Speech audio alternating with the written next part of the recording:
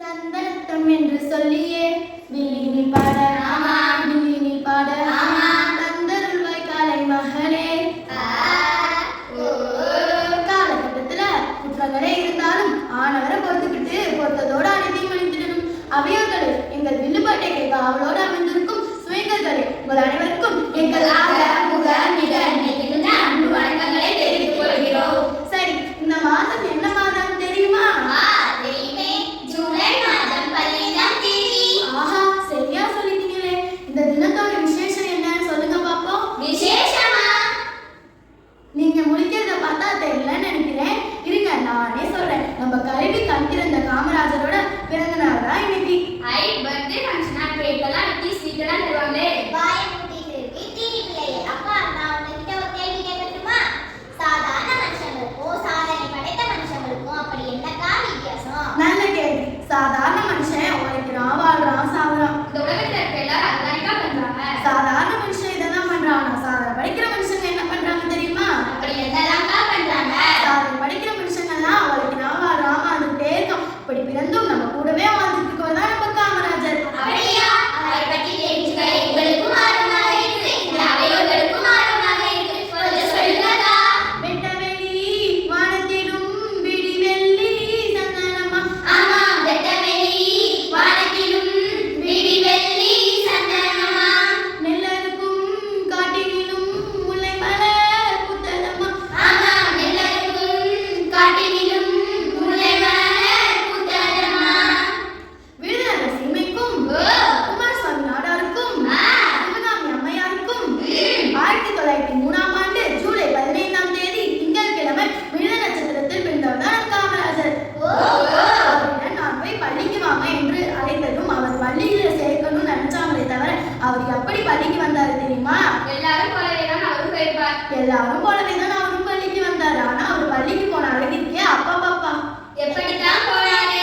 கழுத்துல கையில மாட்டிக்கிட்டு, வெள்ளை போட்டுக்கிட்டு, கையில காப்பு போட்டுக்கிட்டு, தலைவாரி பூ முடிச்சு தாய்மாமி தோளில ஜம்முன்னு உட்காந்துக்கிட்டு போனாராம். அவர் போன வழி ஃபுல்லா மேலத்தால முழங்க விருதுநகர் பகுதியே போய் ஒரு தொடக்க பள்ளியில சேர்ந்துட்டாங்களாம். அப்படின்னா காமராஜரா போய் பள்ளியில சேர்ந்துட்டாரா? சேர்ந்துட்டாரே. அக்கா, எனக்கு ஒரு சந்தேகம். என்ன சந்தேகம்? சந்தேகத்தை மட்டும் வச்சிருக்கவே கூடாது, உடனே தீர்த்துடணும். தடவை பள்ளிக்கு போன காமராஜர் அப்புறம் ஏங்கா படிக்காத மேதைங்கிறாங்க? நான் கூட படிக்க மாட்டேன். என்ன கூட படிக்காத மேதை தான் சொல்லுவாங்க. படிக்காத மேதைன்னு சொல்றதுலாம் ஒரு இது வேணும். என்ன ஒரு இது வேணும்? அதுக்கெல்லாம் ஒரு அறிவு வேணும். அதான் உங்ககிட்ட கொஞ்சம் கூட இல்லையே. உன்கிட்ட தான் இல்ல. சரி சரி, கொஞ்சம் ஒரு சண்டை நிறுத்துங்க. காமராஜர் நல்லா தான் படிச்சுட்டு இருந்தாரு. அவர் 6ஆம் வகுப்பு படிக்கும் போது அவருடைய தந்தை உயிரிழந்த காரணத்தினால அவரால் அவரோட கல்வி படிப்பை தொடர முடியல. அவங்களோட தாய்மாமன் மட்டும் ஒரு பலசரக்கு கடையில போய் சேர்த்து விட்டாராம். பலசரக்கு கடை? அப்படின்னா பலசரக்கு கடைனா மளிகை கடை.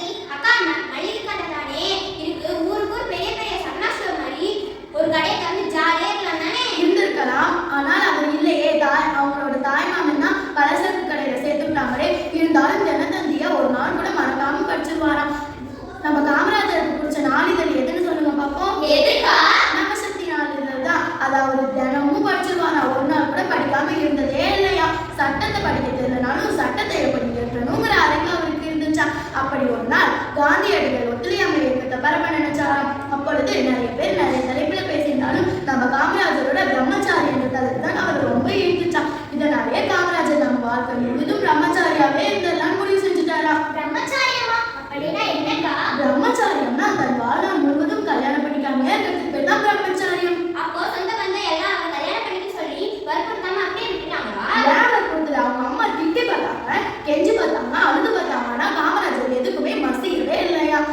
அதையும் மீறி என்னை வற்புறுத்தி கல்யாணம் பண்ணி வச்சீங்கன்னா நான் வந்துட்டு இறந்து போயிட்டேன்னு சொல்லி ஆணிகரமா சொல்லிட்டாராம். அவ்வளவு உறுதியாவா இருந்தாரு? ஆமா. ஆனா நம்ம காமராஜர் சின்ன வயசுல இருக்கும்போது இந்த இந்தியா எப்படி இருந்துச்சு தெரியுமா? எப்படிக்கா இருந்துச்சு? உடா உடா தோட்டத்துல ஒருத்தன் போட்டான் வெள்ளரிக்காய். ஆமா, ஊரா ஊரா தோட்டத்துல ஒருத்தன் போட்டான் வெள்ளரிக்காய். காசுக்கு 2 விற்க சொல்லி காகிதம் போட்டான் வெள்ளக்காரன். ஆமா, காசுக்கு 2 விற்க சொல்லி காகிதம் போட்டான் வெள்ளக்காரன். இப்படி நம்ம நாட்டுக்கே அர்ப்பணிச்ச காமராஜர் 1975ஆம் ஆண்டு அக்டோபர் 2ஆம் தேதி அவர் உயிரை விட்டாராம். அவர் உயிரை விட்டதற்கு அவர் உறவினர்கள் மட்டும் இல்ல, இந்த ஊரே அழுதுருச்சா. இந்த ஊர் மட்டும் இல்ல, தன் கல்வியை கண்ணா நினைச்ச காமராஜர் போல நம்மளும் நம் கல்வியை கண்ணா நினைச்சு வாழ்வில் சிறப்போமாக. வாழியவே பல ஆண்டு காலம் வாழிய